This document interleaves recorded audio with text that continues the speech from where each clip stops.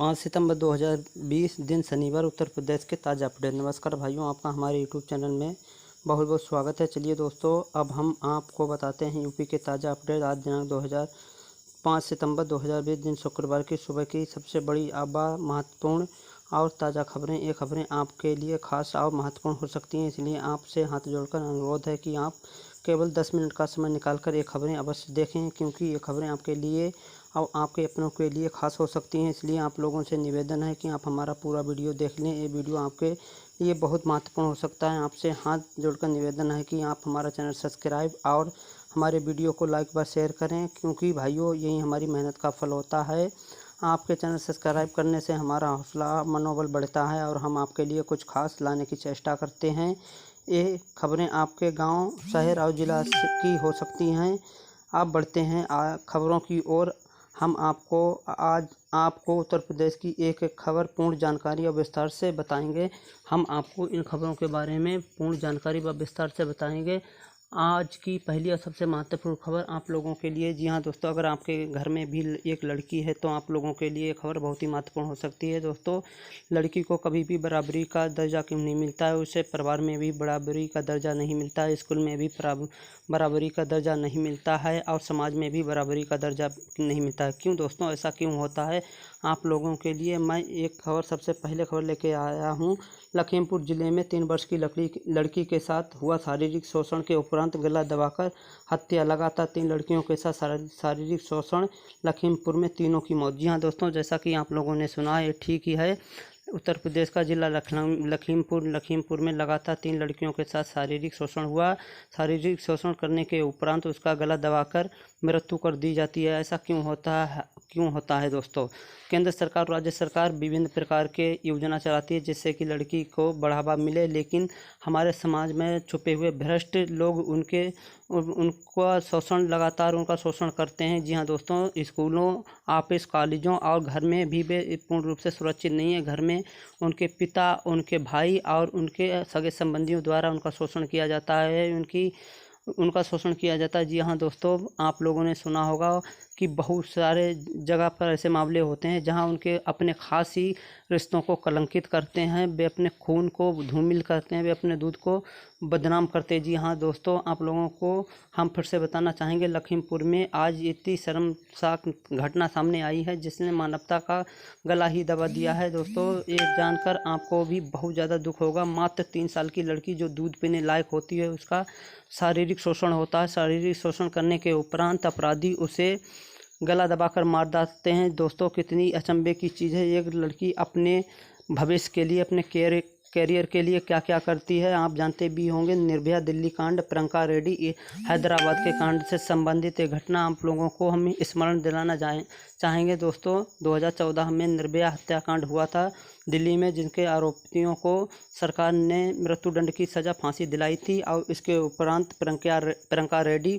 हैदराबाद में उनके अपराधियों का इनकाउंटर हुआ था। दोस्तों, आप लोगों से अनुरोध है कि आप भी, अगर आपके घर में लड़की है तो आप लोगों से अनुरोध है, अगर आप लड़कियों का बराबरी का दर्जा चाहते हैं, समाज में कोई भी लड़की के माँ बाप इस बात से भयभीत ना हो कि हमारी लड़की बाहर गई है, सुरक्षित वापस आएगी, तो आप लोगों से अनुरोध है कि आप हमारा चैनल सब्सक्राइब करें और हमारे अभियान लड़की बेटी पढ़ाओ बेटी बचाओ अभियान से जुड़ें। अगर आप लोग इस बात से सहमत हैं तो हमारा चैनल अधिक से अधिक सब्सक्राइब करें और हमारे वीडियो को ग्रुप में शेयर करें, हमारे वीडियो को लाइक करें। जी हाँ दोस्तों, अब दूसरी और सबसे महत्वपूर्ण खबर उत्तर प्रदेश की हम आप लोगों के सामने लेकर आए हैं। ये खबर आपके लिए बहुत ही महत्वपूर्ण हो सकती है। उत्तर प्रदेश के पूर्व मुख्यमंत्री गायत्री प्रजापति को उच्च न्यायालय से मिली जमानत। शारीरिक शोषण में थे, जेल में बंद। जी हाँ दोस्तों, आप भी जानते होंगे, सपा के सरकार में गायत्री प्रजापति एक बहुत ही महान मंत्री थे, उन्हें बहुत बड़ा दर्जा प्राप्त था, लेकिन उनके ऊपर शोषण का अपराध लगा था। शोषण का अपराध करने के एक लड़की का उन्होंने शारीरिक शोषण किया था, जिसके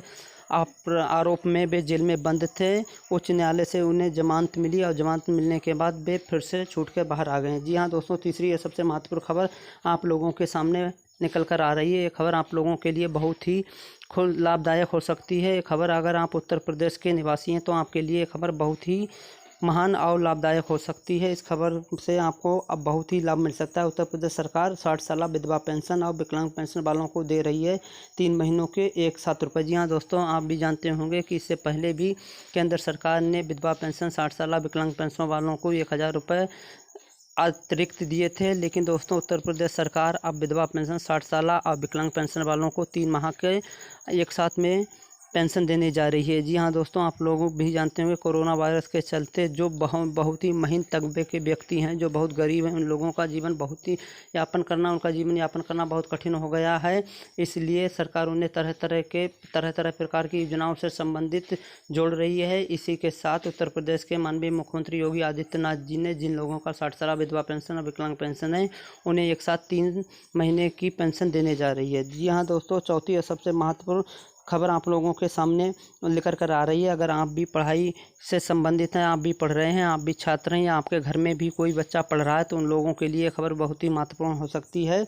मुख्यमंत्री योगी आदित्यनाथ जी ने कहा है उत्तर प्रदेश में एक ही एजेंसी कराएगी सभी भर्ती परीक्षाएं। एक कार्यालय में 5 दिनों से ज़्यादा नहीं रुकेगी फाइल, मुख्यमंत्री ने दिया आदेश। जी हाँ दोस्तों, आप लोगों को जानकर हर्ष होगा कि माननीय मुख्यमंत्री योगी आदित्यनाथ जी ने एक नियम पारित करते हुए कहा है कि उत्तर प्रदेश में जितनी भी भर्तियां होंगी सभी एक ही एजेंसी कराएगी। इससे कि बार बार दूसरी एजेंसियों या दूसरी कार्य संस्थाओं के हाथ फैलाने की ज़रूरत नहीं है। हमें बार बार किसी को ढूंढना नहीं पड़ेगा। उत्तर प्रदेश के मुख्यमंत्री माननीय योगी आदित्यनाथ जी ने कहा है केंद्र सरकार की तरह ही यूपी में भी सभी परीक्षाएं केवल एक ही एजेंसी कराएगी और किसी भी कार्यालय में मात्र 5 दिन से अधिक एक फाइल व्यक्ति की नहीं रुक पाएगी। जी हाँ दोस्तों, अब आप लोगों के सामने 5वीं सबसे महत्वपूर्ण खबर आप लोगों के सामने निकल कर आ रही है। खबर आपके लिए बहुत ही लाभदायक हो सकती है। अगर आप भी शिक्षा से संबंधित हैं, आपके घर में भी कोई पढ़ने वाला है, या आप भी एक छात्र हैं, तो आप लोगों के लिए खबर बहुत ही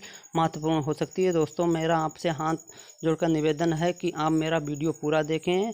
आप मेरा वीडियो बीच में मिस ना करें। ये वीडियो आपके लिए बहुत ही लाभदायक हो सकता है। इस वीडियो में हम आपको प्रत्येक प्रकार की एक अच्छी खबर बताने जा रहे हैं। ये खबर आपके लिए बहुत ही महत्वपूर्ण हो सकती है। जी हाँ दोस्तों, केंद्र सरकार ने कहा विश्वविद्यालय प्रवेश का कार्य भी रखे जारी, केंद्र सरकार ने दिया आदेश। जी हाँ दोस्तों, प्रदेश के सभी राजकीय कॉलेज और निजी कॉलेज में केंद्र सरकार ने एक नियम पारित करते हुए कहा है, केंद्र सरकार ने कहा है कि सभी विश्वविद्यालय प्रवेश परीक्षा जारी रखें। प्रत्येक विश्वविद्यालय छात्रों का एडमिशन जारी रखें, जिससे कि छात्रों को दर दर भटकना ना पड़े और उन्हें प्रत्येक प्रकार के ज़्यादा अधिक कष्ट ना हो। इसलिए केंद्र सरकार ने नियम पारित करते हुए कहा है कि विश्वविद्यालय एडमिशन प्रक्रिया को जारी रखें। जी हाँ दोस्तों, अब आप लोगों के सामने छठी आवाज़ की सबसे महत्वपूर्ण खबर निकल कर आ रही है। ये खबर आप लोगों के लिए बहुत ही लाभदायक हो सकती है। बिना परीक्षा के पदोन्नत होंगे पॉलिटेक्निकल के छात्र, सरकार का आदेश। जी हाँ दोस्तों, जैसा कि आप लोगों ने सुन पाया है, आप लोगों के लिए बहुत ही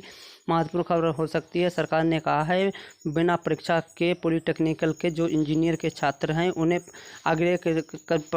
अगले कक्षाओं में प्रमोट कर दिया जाएगा। बगैर पेपर के उन्हें अगली कक्षाओं में भेज दिया जाएगा। ये कहा है केंद्र सरकार ने। जी हाँ दोस्तों, आप लोगों को जानकर हर्ष होगा। अगर आप भी इंजीनियर के छात्र हैं, तो आपके लिए ये बहुत ही खुशखबरी हो सकती है। सरकार का कहना है कि भी कोरोना वायरस के चलते वह पेपर नहीं करा पाएगी। इसके चलते आगे की परीक्षाओं में, आगे के प्रवेश में व्यक्ति को बगैर परीक्षा ही पदोन्नत कर दिया जाएगा। जी हाँ दोस्तों, अब आप लोगों के सामने 7वीं और सबसे महत्वपूर्ण खबर हो सकती है। अगर आप एक किसान हैं, अगर आप पे भी सरकारी लोन है, या आप भी सरकारी लोन से संबंधित हैं, तो ये खबर आपके लिए बहुत ही महत्वपूर्ण हो सकती है।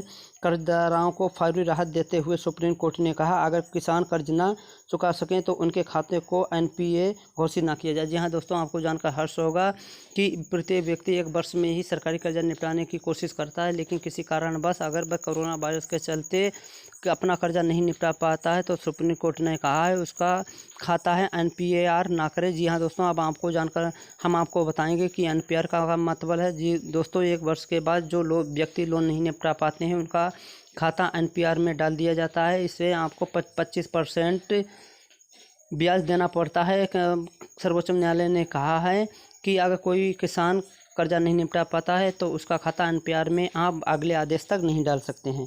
जी हाँ दोस्तों, आज की 8वीं और सबसे महत्वपूर्ण खबर आप लोगों के सामने निकल कर आ रही है। केंद्र सरकार ने कहा है रेल पटरियों के किनारे से हटाई जाएंगी झुग्गियां, सुप्रीम कोर्ट ने दिया आदेश। जी हाँ दोस्तों, केंद्र सरकार की सिफारिश करने पर सुप्रीम कोर्ट ने आदेश दिया है कि रेलवे के किनारे जो भी गरीबों की झुग्गियां बनी हुई हैं उनसे आवागमन में बहुत ही बाधा हो रही है। इसलिए केंद्र सरकार के आग्रह पर सुप्रीम कोर्ट ने कहा है कि रेल के किनारे जो झुग्गियां बनी हैं उन झुग्गियों को पूर्ण रूप से हटाया जाए, जिससे कि आवागमन के साधन में बहुत ही ज़्यादा तेज़ी आ सके। जी हाँ दोस्तों, आज की नमी और बहुत ही महत्वपूर्ण खबर आप लोगों के सामने निकल कर आ रही है। त्योहारी सीजन में कर्ज बांटने में नहीं चलेगी कोई ढील, सरकार ने दिया आदेश। जी हाँ दोस्तों, जैसा कि आप सभी लोग जानते हैं, अभी आने वाले त्योहारों में केंद्र सरकार ने कहा अगर कोई व्यक्ति कर्ज लेना चाहता है अपना बिजनेस करने के लिए, दोस्तों हम कर्ज से संबंधित प्रत्येक वीडियो में अपने कुछ ना कुछ आप लोगों को बताते हैं, क्योंकि दोस्तों इस समय कोरोना वायरस के चलते केंद्र सरकार और प्रदेश की सभी राज्य सरकारें पूर्ण रूप से कर्ज दे रही हैं। कोई भी व्यक्ति अपने बिजनेस के तौर पर या अपने व्यवसाय के तौर पर कर्ज लेना चाहे तो वह सरकार से बिना गारंटेड कर्ज ले सकता है और वह कर्ज किस्तों में भी दे सकता है। और आप लोगों को एक बात बताते चलें कि इस कर्ज पर किसी प्रकार का ब्याज नहीं लगेगा दोस्तों।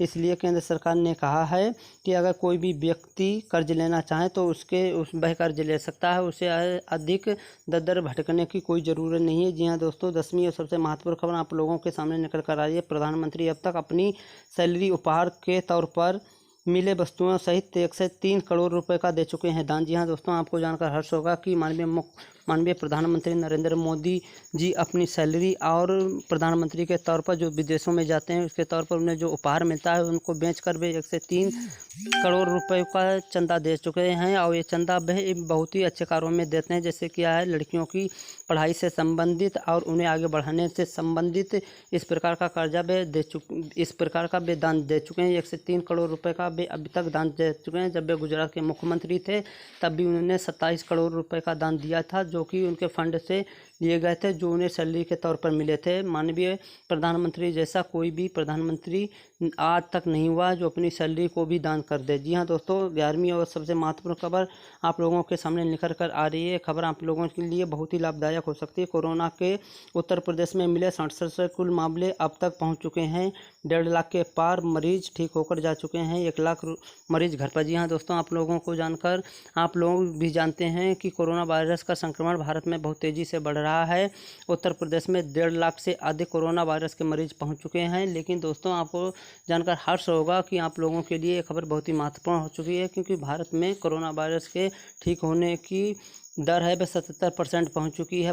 उत्तर प्रदेश में 1.5 लाख मरीज मिल चुके हैं, लेकिन 1 लाख से अधिक मरीज पूर्ण रूप से ठीक होकर अपने घर पर जा चुके हैं, जो कि बहुत ही आप लोगों के लिए लाभदायक खबर है। जी हाँ दोस्तों, आज की अंतिम और सबसे महत्वपूर्ण खबर आप लोगों के लिए है। ये खबर आपके लिए बहुत ही महत्वपूर्ण हो सकती है दोस्तों।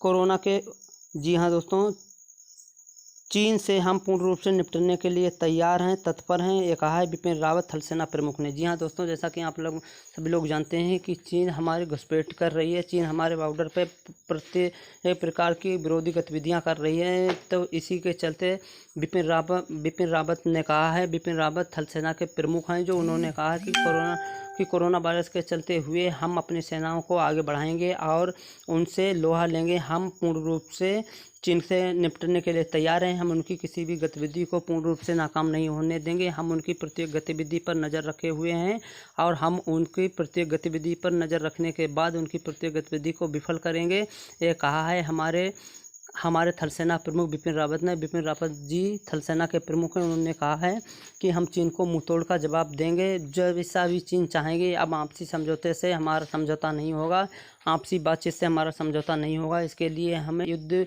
की नौबत आनी पड़ी तो हम युद्ध करने के लिए तत्पर हैं। हमारे भारत मन युद्ध करने के लिए सदैव से तत्पर हैं। हम चीन को मुंहतोड़ जवाब देंगे। अगर वह हमें ईंट मारेगा तो हम भी ईंट का जवाब ईंट से ही देंगे। अब वो दौर ख़त्म हो गया जब भारत कमजोता। भारत अब बहुत ही बुलंद और बलशाली देश हो गया है। अब वह चीन से किसी भी देश से वह डरने वाला नहीं है। पहले पाकिस्तान से हमारी लगातार लड़ाई होती रहती थी, लेकिन पाकिस्तान इस समय खामोश बैठता है। उसका सरदादा कहने वाला या उसका भाई कहने वाला या उसका पड़ोसी कहने वाला चीन अब भारत के नाक में दम करे हुए है। इसलिए बिपिन रावत ने कहा है कि हम चीन से निपटने के लिए तैयार हैं। हमारे भारतीय वीर चीन के सैनिकों से निपटने के लिए तैयार हैं। अगर चीन जिस प्रकार की प्रतिक्रिया देगा तो हम उसका जवाब उसी प्रतिक्रिया में देने के लिए तत्पर हैं। ये कहा है हमारे थल सेना प्रमुख बिपिन रावत ने। बिपिन रावत ने कहा चीन का जवाब, ईंट का जवाब हम पत्थर से देने के लिए तैयार हैं।